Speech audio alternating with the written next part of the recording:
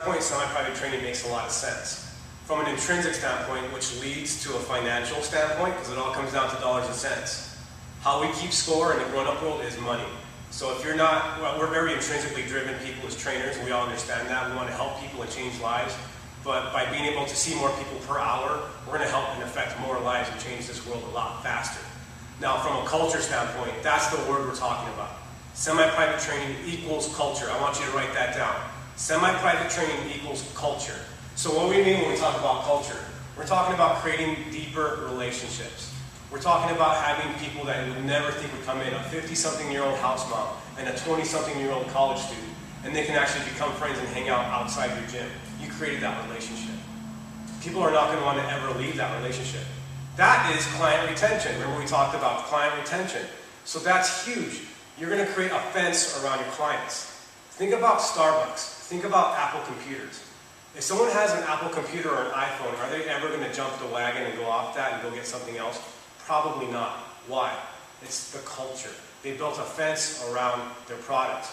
Their clients are so sold on their tools, on their product, they'll never go anywhere. Even if it's an inferior product. You don't have to be a good trainer. You could be a terrible coach. As long as they like you and they have a client culture, buy-in, you're going to have a client for life. And I'll just give her a couple of coaching cues. Say her personality type is the 4, the emotional extrovert. You're looking awesome. Squeeze that ass hard, girl. Go for it. Say Pam is the boss. She's the factual extrovert. Very good, Pam. You know no one does those better than you, right? Right? Good. And say Ginger's the emotional introvert. I want her to feel incorporated like she's with that community.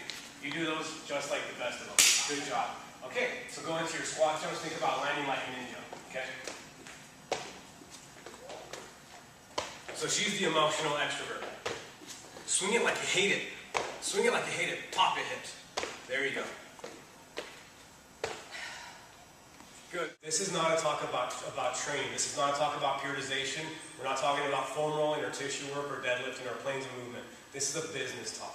So what we do in the gym, sets and reps wise, is going to translate to how your business runs, how well and how profitable is your business. So what does business include? It includes the marketing. Marketing talks about how do you get your client across, how do you get your point across, to your client. What is it you're trying to say? So sales, how do you get your clients to create that buy-in? How do you convince them to do something you want to do? And then most importantly, the client retention. How do you keep your client around for a year? How do you keep your client around for 3 years? How do you keep your client around for more than 2 weeks? It all has to do with the coaching. Every day how you influence your client is how you train them and how you talk. Semi-private training, why is it better than one-on-one training? You got more people, quality's going to go down, right? Not the case. Well, it makes sense to be better than maybe group training, but what are the real benefits of semi-private training? Well, let's look at it from a numbers standpoint. So when we're thinking about getting better, being more productive, what if I said you could be 300% more productive? 300 times better. Does that sound better? What if I said you could make more money in less time? Does that sound better? Well, how does it break down? Let's break it down. You have 3 clients. One comes in at 5 o'clock. One comes in at 6 o'clock. One comes in at 7 o'clock. You train 3 clients in 3 hours. So you charge for one-on-one training, I don't know, $70 an hour for one-on-one training. It's premium. So in 3 hours you made $210.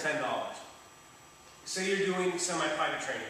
The barrier to entry is so much lower on semi-private training. In today's economy, most people cannot afford $70 an hour.